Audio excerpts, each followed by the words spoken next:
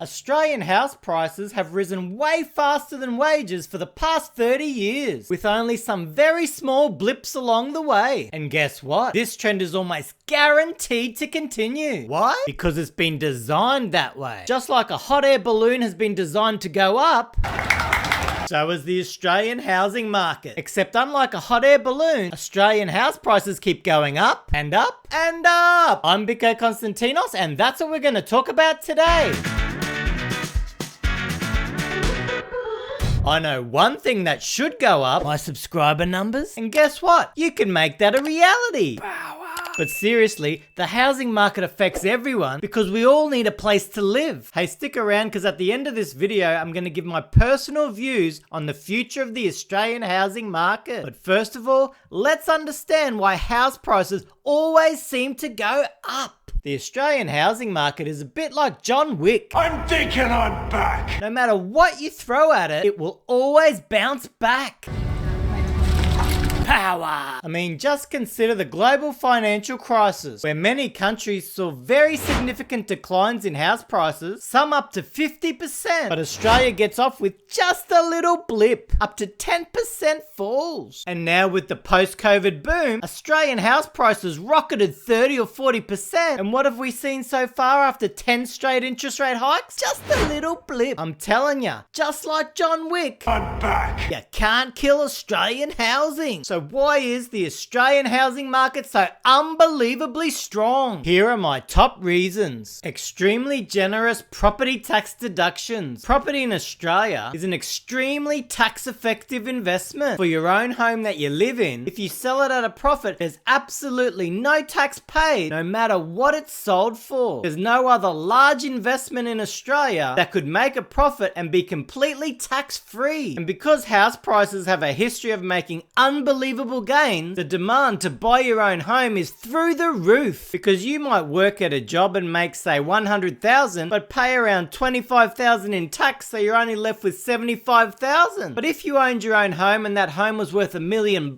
if in 1 year that house rose 10%, you've made a capital gain of $100,000 just in that year and paid not a single cent in tax, even if you sell it. So that home has just earned you more than working for an entire year. And you wonder why Australians are obsessed with property. Add to this, we've got negative gearing, which gives money back to property investors if their expenses are more than their income. What a deal! And investors also enjoy the capital gains tax discount, which means as long as they hold a property investment over 12 months, they only have to pay half of the normal capital gains tax. What a deal! So Australia truly has some of the most generous property tax deductions, which means you pay less tax, keep more of the profits, which creates a massive amount of demand for property, because you've got first home buyers desperate to get into the market, but you've also got homeowners desperate to buy more property investments. Next, we've got low interest rates. Australia used to average around 5% cash rate, which meant mortgages were generally around 7.5% or 8%, but ever since around 2010, interest rates have been steadily declining, and as interest rates go lower and lower, this creates more demand for housing because people can start borrowing way more than they previously could. So this means first home buyers can borrow more to get into the market, but also property investors can borrow more to buy their second, third, or 50th property. And why wouldn't you borrow more to buy a property? As we saw earlier, property is an extremely tax-effective asset in Australia, with a history of outperforming nearly everything else. And many countries like keeping interest rates low because it has the effect of stimulating the economy, because as people borrow more, they're able to buy more. But the trouble is, if the overall debt gets too large, you can run into big problems. And Australia has a lot of debt into property because recent interest rate rises has the media and everyone screaming. And that's with the cash rate at 3.6%. Imagine if we get back to the long-term average around 5% cash rate. But the trouble is, because of the massive debt, the Reserve Bank knows knows that they pretty much can't ever go back that high because it could be disastrous for the Australian economy. But what happens if they ever had to? Something to think about. Next, we have high levels of immigration. For many years now, Australia has had a policy to bring in large numbers of immigrants every year. Now, obviously, everyone who comes needs a place to live, and this just creates more demand for housing. When you have a population that's increasing fast, it tends to put upwards pressure on house prices. So even though Australia's birth rate is starting to decline, because of immigration, our population is actually surging. So during COVID, immigration stopped for a little bit, but governments want to pursue record levels of immigration. So look how it surged after the COVID dip. And immigration levels over the coming years are expected to hit 500 or 600,000 per year. More people, more demand for housing, higher prices. The next one, which is very aligned to population, is housing supply, or the lack of it. Now, they're estimating a shortage of around 106,000 homes by 2027. In the past, governments used to spend a lot on social housing, and this helped the vulnerable and low-income earners have affordable accommodation. But now the government has handed most of the housing development responsibility for the entire population to the private sector. But the private sector don't necessarily care about providing enough housing for the entire population. All they care about is generating a profit for their development. So when you don't have enough housing for the population, when houses come up for sale, you tend to get more people competing to buy that property, and that increased demand helps lift house prices higher and higher. And you might wonder to yourself, Australia is such a big country with so much land, why don't we have enough housing? But residential land is very tightly controlled. It often takes a long time to create new allotments or for new developments to be approved, etc. Now, even though the federal government's trying to increase their investment into social housing, all the reports say that it won't go enough to address the current housing shortage. So a lack of housing supply would put continued demand on housing for several years to come. Now, lastly, but perhaps most importantly, is house prices themselves. You see, since the 1990s, house prices have increased in value way faster than average full-time earnings. So when people are working full-time and getting a 2 or 3% pay rise per year, but they see house prices go up 5 or 10% per year, and on top of that, people who own those houses are getting extremely generous tax deductions, it creates so much speculative demand because everyone wants to benefit from those amazing property gains. And the more this outperformance continues, the more this obsession with property is embedded into the culture. And if you don't believe me, just count how many times people talk about property or house prices at the next barbecue you attend. In my experience, it's a bloody lot. And you might think this is the same in every single country, but it's not. Check out Australia's house prices per capita income compared to the average of 23 other developed nations. Since the late 1990s, Australian house prices has massively outperformed the majority of the world's housing markets. Are you starting to see why Aussies love property so much? So those are all the reasons why there's so much demand for housing in Australia and why that crazy demand looks set to continue. But two of those factors could put a dampener on the amazing gains house prices have seen over the past 30 years. And those are housing tax deductions and interest rates. Because house prices are so expensive, there's more and more calls for the government to scrap negative gearing and overhaul the capital gains tax discount. And there's also calls for other changes like banning foreign ownership, taxing vacant properties, clamping down on Airbnb, and capping rent increases. And if any of these policies were changed, it would have the effect of reducing some of the demand for housing. Now, interest rates could also reduce demand if they stay higher for longer. Because house prices are so expensive, mortgages have become much